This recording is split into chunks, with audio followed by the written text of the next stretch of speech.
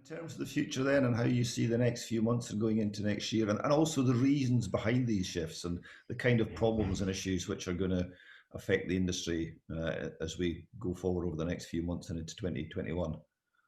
Yeah, so why it's changed, I think people have just got used to it and people are just kind of rolling up their sleeves and getting on with it. So resilience and a sort of can-do attitude for most people that I'm speaking to, people are just doing what they can, working on their circle of influence and trying to shrink their circle of concern, if you're into your Stephen Covey books or anything like that. But I think people are just really making the best of it and doing the best they can and having a more positive outlook on things.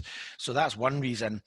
How the future looks is difficult to say. As a recruitment firm and looking at industry in general, we're looking at sort of 9% probably level unemployment, if you believe the statisticians, and probably our industry is going to contract by about 24% is what we're estimating.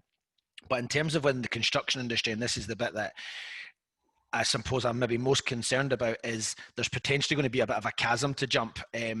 Q1, Q2, because it takes maybe 6 months or more to get through planning. So if there was a lack of tender opportunities in April, May, June, those projects, if there was nothing getting tendered, then they're not going to come to site at the time that they should. So there's going to be a gap. There's going to be a pipeline deficit somewhere in there.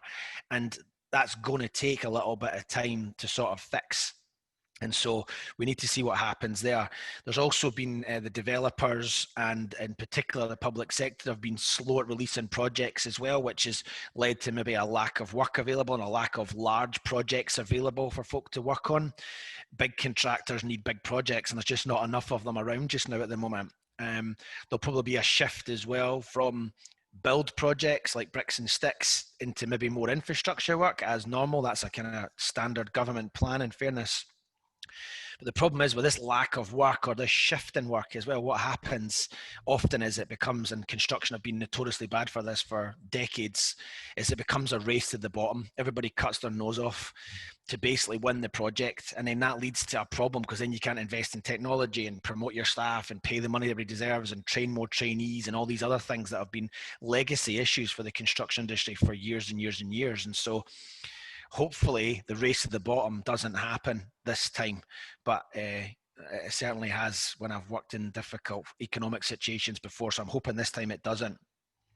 And then what we've noticed as well is some of the industry talent's going to move down south.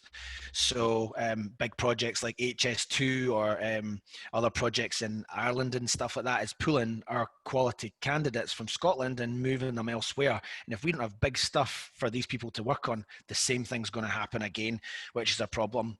And then lastly, just to put another fly in the ointment, is we've got Brexit to deal with, and potentially now, why the timing of this has happened is beyond me, but IndyRef 2 potentially back in the press, which makes all these things put together, makes it very difficult for me and for the people that I'm speaking to, decision makers, to actually do a 3-year plan, never mind a 5-year plan. You're better just doing a 1-year plan and making the best of it.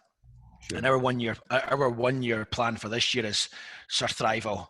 So it's survive and then thrive and make the best of it. And so that's what our 1 year business plan is, surthrival. And hopefully we can do that along with our clients that are, I'm glad to hear, are working with us more consistently than they were 6 months ago. So generally speaking, it's all really good news, Alistair. As always, pleasure to talk to you. And I'll look forward to catching up with you again soon. Awesome. Thanks, Alistair.